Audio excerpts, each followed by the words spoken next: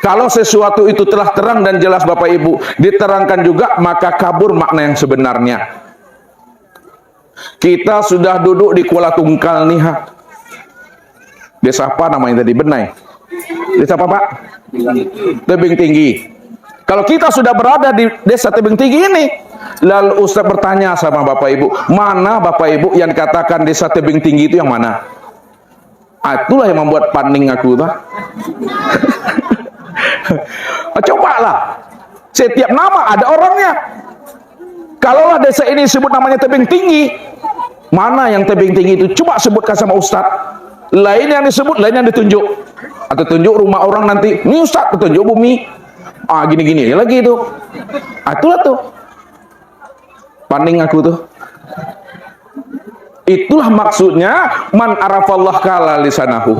Siapa yang telah mengenal Allah, sulit bagi dirinya untuk menjelaskan Allah itu kepada umat ini. Payah menjelaskannya. Jadi orang makrifat Bapak Ibu,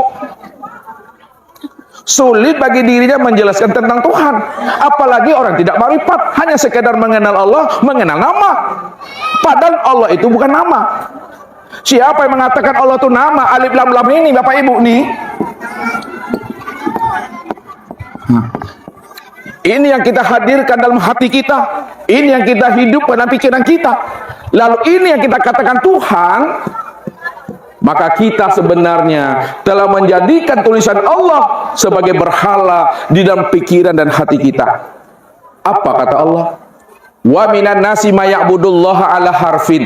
Ada sebagian daripada hambaku, sebagian daripada manusia, dia mengaku menyembah dan mengingat aku, tapi sayang kata Allah, yang diingatnya bukan diriku, yang diingatnya itu huruf alif lam lam ha. Ini mumpung tak ada lampunya. Kalau ada lampunya, udahlah. Bahaya tuh Bapak Ibu. Hah? Ini nggak ada lampunya nih. Kalau dikasih lampu, ada. Bisa disko nanti di situ. Gini-gini dengan Tuhan tuh. Maka jangan bertuhan kepada huruf Allah. Jangan kita bertuhan kepada lafaz Allah. Siapa yang menyembah lafaz Allah, maka itu ada suatu kekafiran. Supaya kita tidak jatuh kepada kekafiran, maka wajiblah kita ini tiadakan diri kita ini, tiadakan wujud kita, tiadakan sifat kita. Kalaulah wujud dan diri kita telah tiada, maka nyatalah Allah itu. Rupanya Allah itu bukan kata-kata, Allah bukan suara, Allah bukan huruf, Allah itu betul-betul wujud dan nyata. Sempurna wujud nyatanya yang disebut namanya insan. Tapi jangan mengaku Tuhan. Belajar ini bukan mengaku. Belajar ini bukan ingin jadi-jadi. Tapi belajar ini untuk memahami diri kita, la haula wala quwata illa billah itu. Barulah kita bisa ingat Allah. Makanya Allah katakan, sesungguhnya orang beriman itulah orang yang bisa khusyuk di dalam sholatnya. Khusyuk itu bukan tahu arti. Khusyuk itu bukan tahu terjemah. Khusyuk itu ukurannya adalah ingat.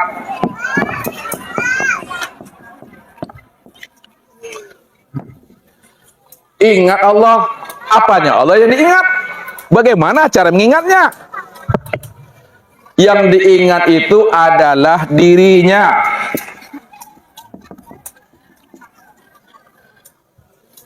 Yang diingat itu dirinya. Bagaimana cara mengingat dirinya? Tiadakan diri. Bagaimana tiadakan diri? Keluar kita dari kesadaran kita. Jangan kita mengaku kita itu ada. Keluar kita dari diri kita. Yang ada hanya diri Allah itu. Barulah nyata Allah itu. Senyata-nyatanya pada alam dan sempurna pada diri. Makanya Allah bilang, inna rabbaka ahata bin nas.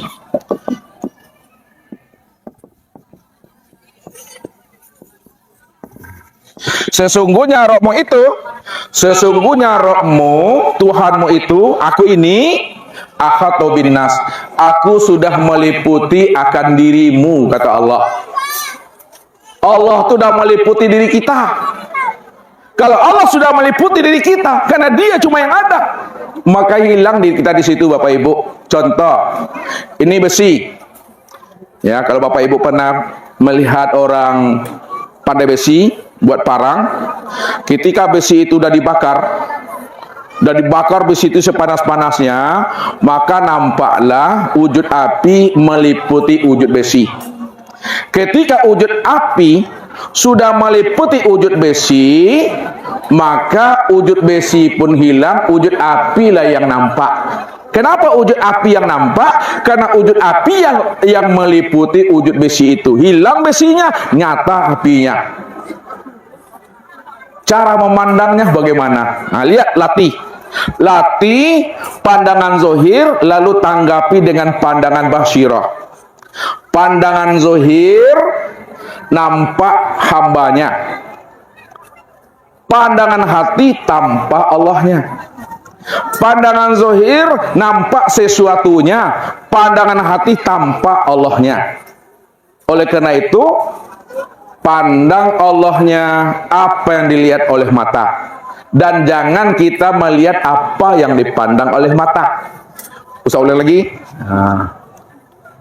Pandang Allahnya apa yang dilihat oleh mata, dan jangan kita melihat apa yang dipandang oleh mata.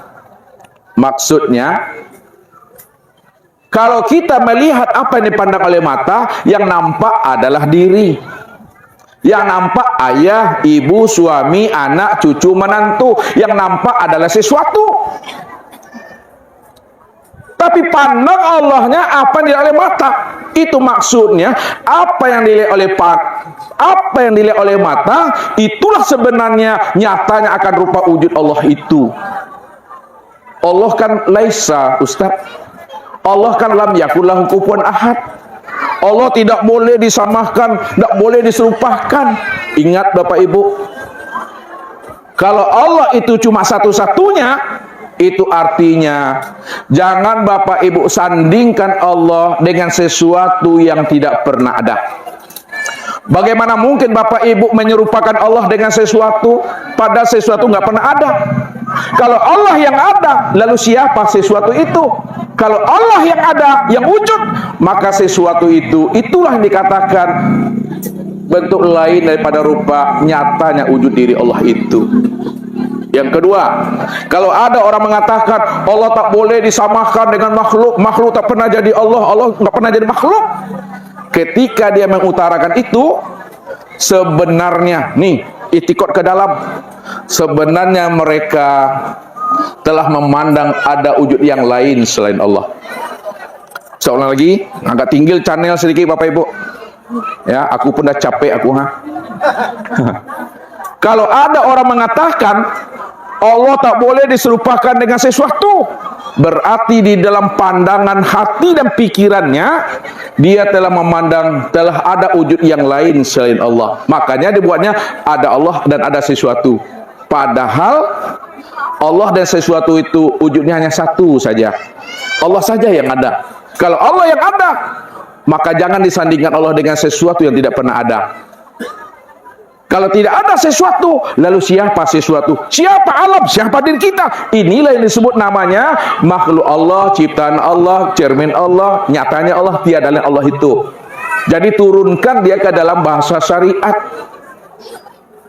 Kita ini selalu tertipu memandang bentuk dan rupa. Ketika kita beli kain, lalu kain kita upahkan ke tukang jahit, oleh tukang jahit dibuatnya sarung. Ketika itu tak terlihat lagi sama kita kain itu. Kenapa? Karena dia sudah berbentuk sarung. Siapa yang tidak mampu memandang kain, ia sudah wujud dan nyata pada sarung, apa namanya itu Ibu? Siapa yang tidak mampu melihat kain pada sarung, apa orang itu namanya? Aku yang butuh sange itu. Baik, itu butuh sange. Kopiah sudah ditonggokkan di kepala. Dicari juga kopiah itu lagi. Manalah kopiah aku nih? Itu butuh sange itu. Dicarinya juga aku lagi, kata Allah. Aku sudah nyata. Nyatanya aku sudah nyata pada dirinya.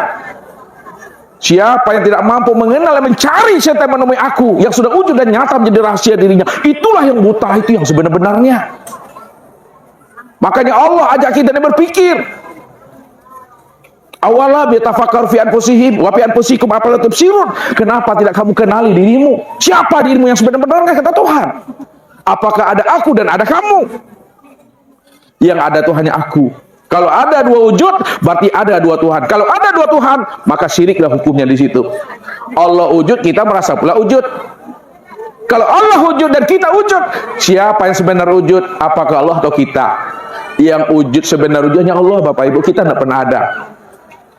Disitulah rahasianya. Ingat Allah itu.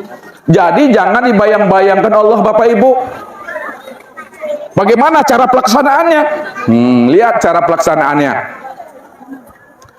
Kalau kita sudah paham bahwa yang Allah itu inilah nyata dirinya, dialah yang berdiri tegak betul. Ini berdiri namanya.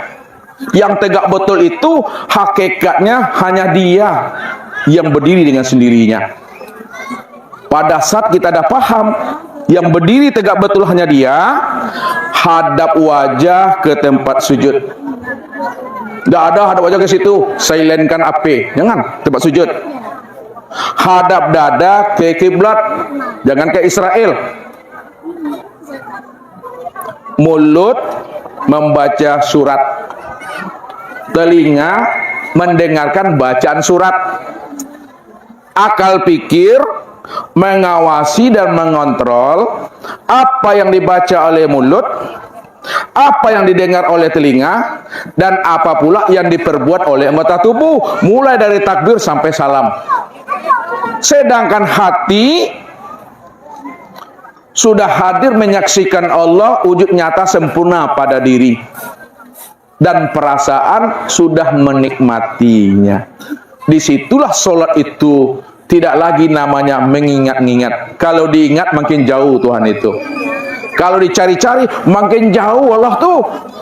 Kalau tidak diingat, tidak dicari, bagaimana caranya? Sadari sesadar-sadarnya bahwa yang wujud itu Dia, yang melihat itu Dia, yang bergerak itu Dia, yang itu hanya Dia. Dialah segala-galanya.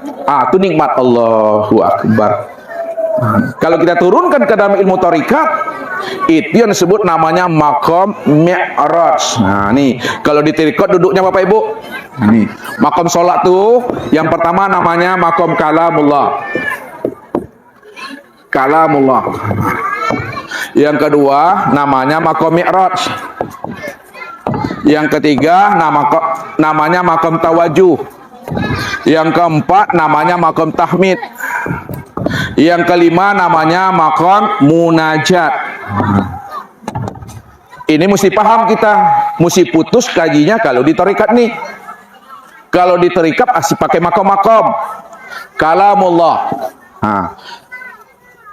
Kalamullah itu di mana duduk maqamnya?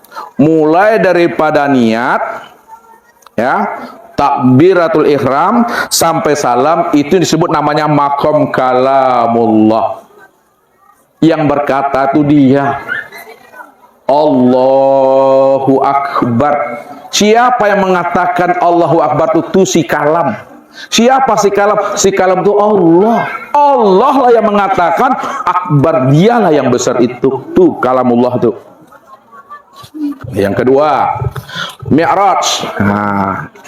Mi'raj itu artinya naik. Apa maksudnya mi'raj itu naik? Sebelum kita takbir, terpandang diri. Sebelum takbir, terpandang imam.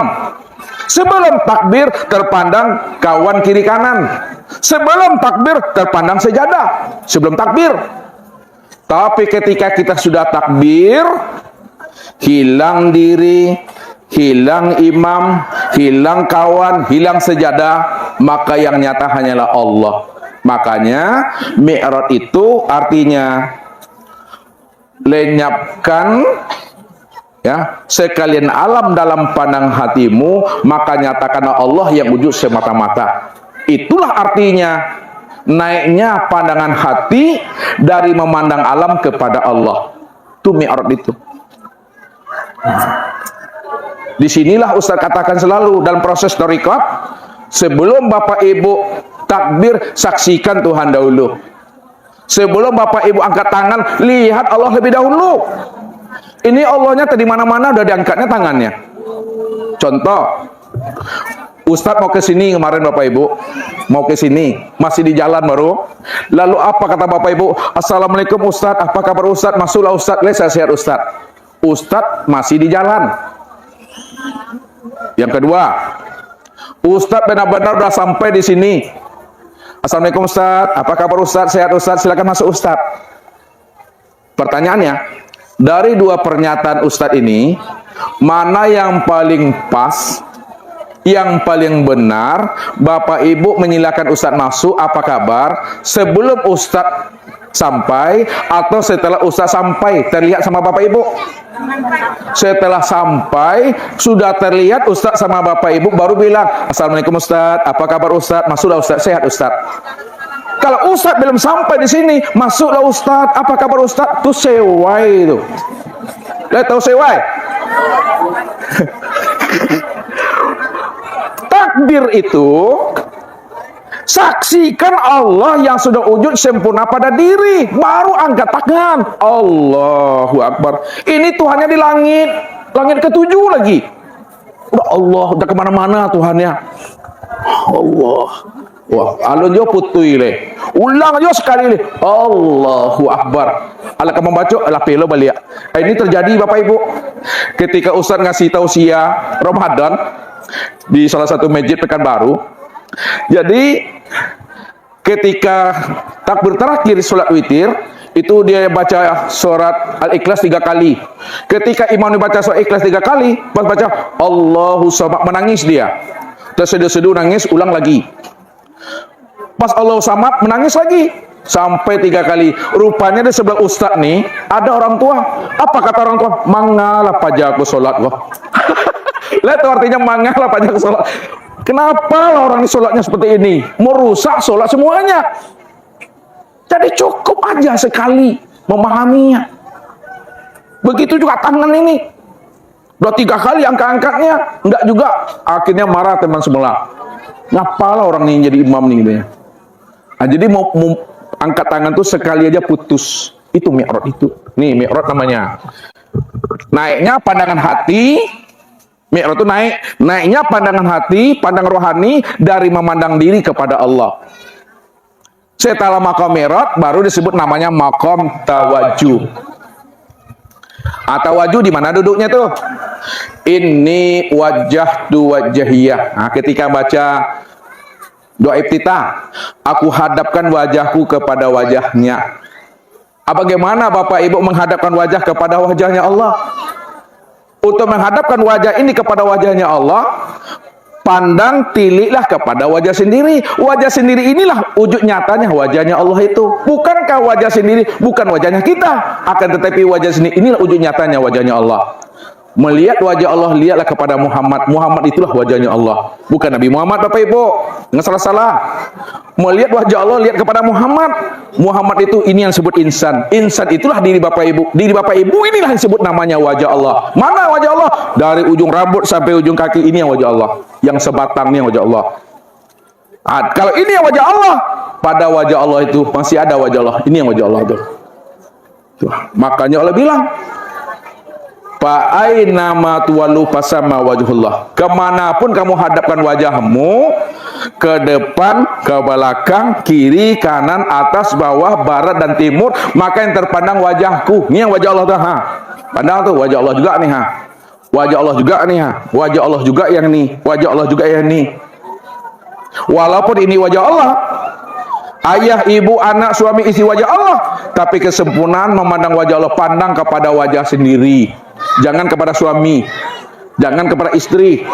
Walaupun istri dan suami wajah Allah, tapi dalam sholat mandang kepada sini. Itu maqam tawajuh. Jadi Allah yang memandang, Allah yang menyaksikan akan wujud dirinya sendiri pada dirinya sendiri, yang disebut namanya insan. Itu sempurnanya. Baru disebut namanya maqam tahmid. Nah, tahmid itu maqam memuji. Di mana letak duduknya?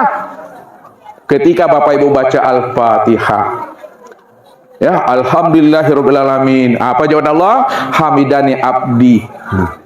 Ar-Rahmanir Rahim, majadani abdi. Terus ke bawah. sampai kepada maqam munajat.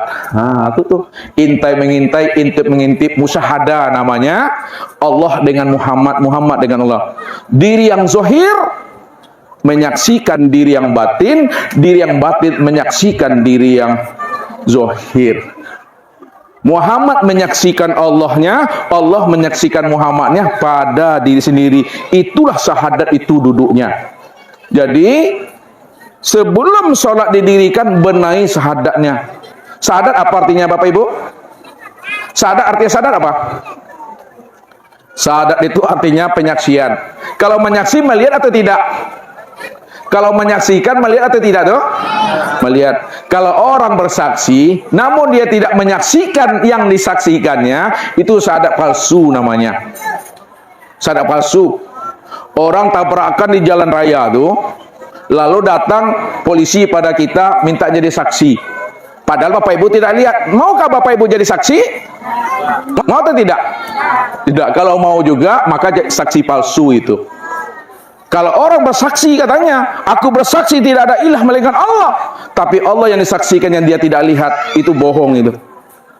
Wa asyhadu anna Muhammad Rasulullah, aku juga bersaksi Muhammad itu adalah utusan Allah, tapi dia tidak melihat Muhammad, itu juga bohong.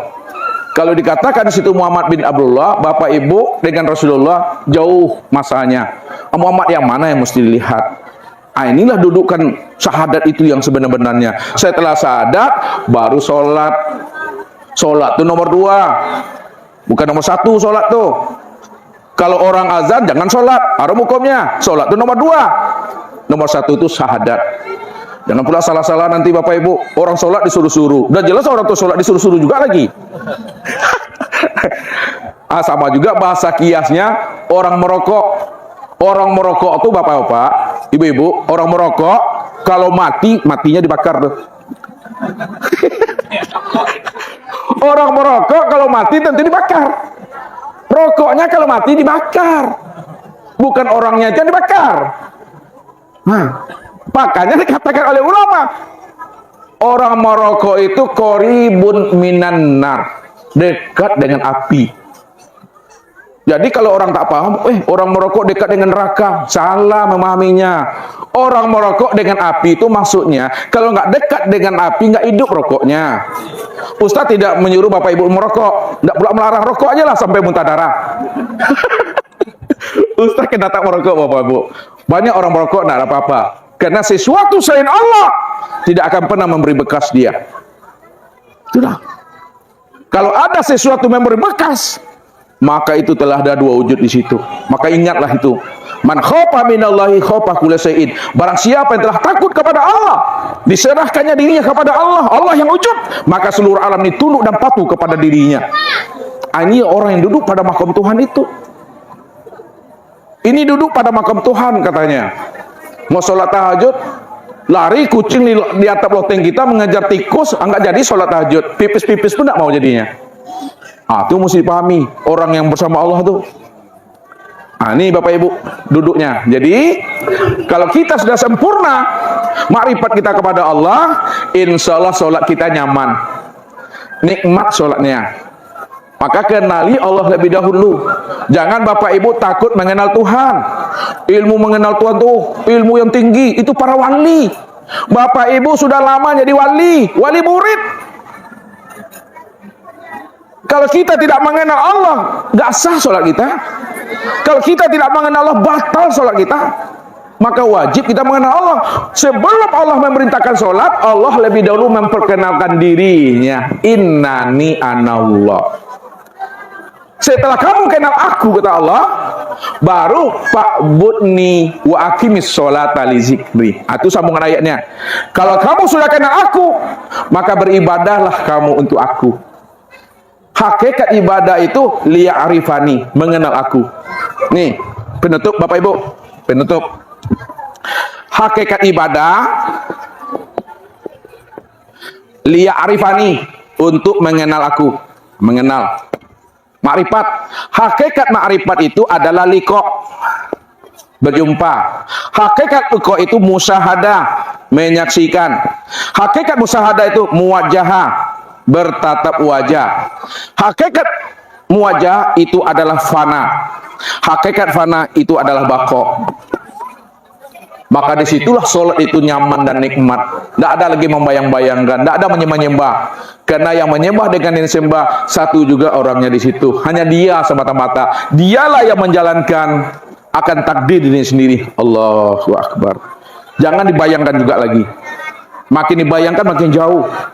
Makanya Nabi katakan, sayati zamanun ala ummati yusalluna wa la yusallun, akan datang suatu zaman kepada umatku nanti di mana umatku banyak mendirikan ibadah solat, tapi solat yang didirikannya itu belumlah disebut namanya orang yang mendirikan solat, tapi itu hanya sebatas mengerjakan perbuatan solat. Perbuatan solat itu berdiri, ruku, i'tidal, sujud dan duduk. Tapi dia belum mengerjakan sholat. Yang sholat itu ingat akan Allah. Ingat yang berdiri itu siapa?